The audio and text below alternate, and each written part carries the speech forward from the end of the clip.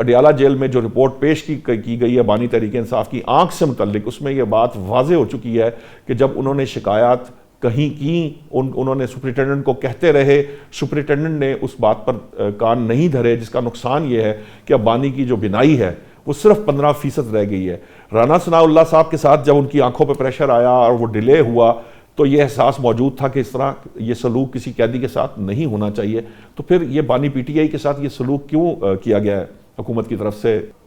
دیکھیے جی، بالکل رپورٹ آئی ہے، ہماری خواہش ہے اور ہم چاہتے ہیں کہ جس طرح عام قیدی کو سہولتیں ملتی ہیں ان کو بھی ملنی چاہیے۔ یہ بانی کا ایک شکوہ ضرور ہے کہ جی مجھے چیک نہیں کرے گا، میری بینائی اتنی رہ گئی ہے، یہ وہ رہ گئی ہے۔ اس سے پہلے ایک میڈیکل چیک اپ بھی ہو چکا ہے، اور جو پیمس کے اور ان کو عمران خان صاحب کو پیمس لے جایا گیا، وہاں